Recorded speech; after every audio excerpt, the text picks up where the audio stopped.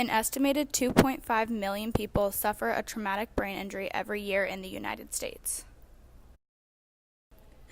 14,000 of those traumatic brain injury events occur in Missouri every year. Studies show an estimated 46 to 59% of caregivers are clinically depressed.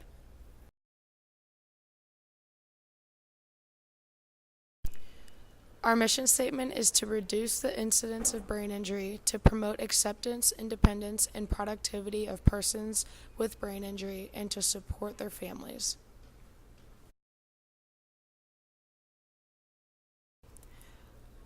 Our goal is to create a better future for brain injury survivors. Our objective is through education, social activities, support, and advocacy to help brain injury survivors to achieve new challenges, learn independence, and rebuild self-confidence. Our population is people with a loved one suffering from a brain injury. We have 2 locations, both in Missouri, St. Louis and Springfield. We want to educate people on brain injuries and how to properly care for those affected.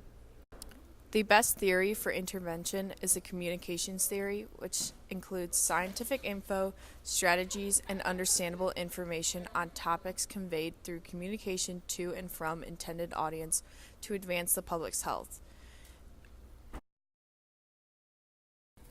Because it includes parts such as participation, which encourages community engagement.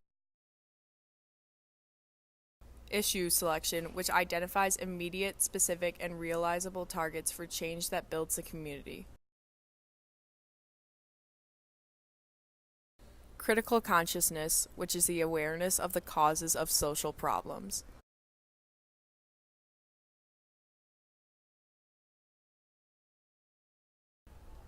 Our idea is we want to educate and inform people how to help their loved ones affected by brain injury. We want to hold more personal seminars that are specific to certain brain injuries, such as smaller groups focusing on more specific for their specific case. Once a month seminar for brainstem, temporal lobe, frontal lobe, and parietal lobe injuries.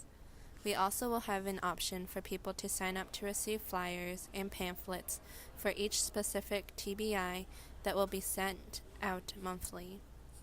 This includes communication, both verbal and nonverbal, coping mechanisms, how to adjust, ease of transportation, therapy, both physical and psychological. The brainstem affects breathing, heart rate, swallowing, reflexes for seeing and hearing, controls sweating, blood pressure, digestion, temperature, affects levels of alertness, ability to sleep, and balance.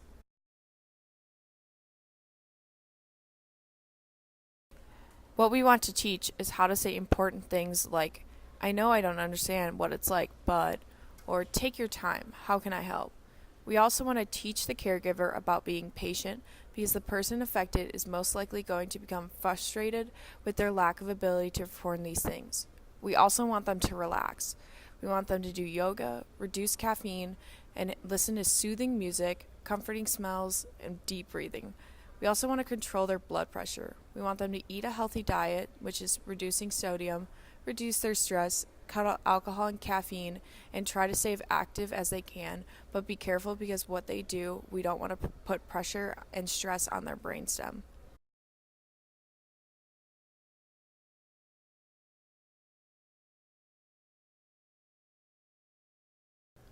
The temporal lobe affects the hearing ability, memory acquisition, visual perception such as face and object recognition, and understanding or processing verbal info. It also affects the emotions.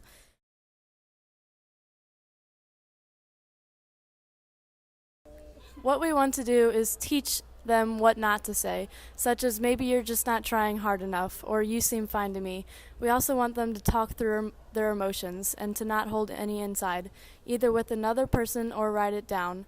Also, playing word games, such as board games, crossword puzzles, which improves language skills and verbal information or word recall.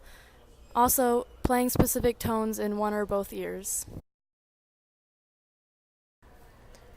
The frontal lobe affects judgment, controls emotions, controls expressive language, involves word associations, memory, thought and planning, reasoning, and problem solving. We want to teach what not to say, such as try to think positively or let me do that for you. We want to teach memory exercises such as puzzles, organizational and planning skills such as list keeping and task completion, and physical exercise such as bowling. It improves concentration levels and reduces stress levels. The parietal lobe affects visual attention, touch perception, goal-directed voluntary movements, integration of different senses.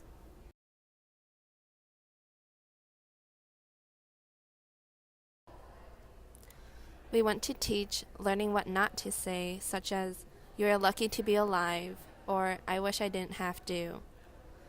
We also want to teach exercising your eyes, such as massage temples, roll eyes with a warm washcloth, patch the good eye so the bad eye is forced to try to work, and focus. As well as we want to teach different stretches, which can help with controlling movement.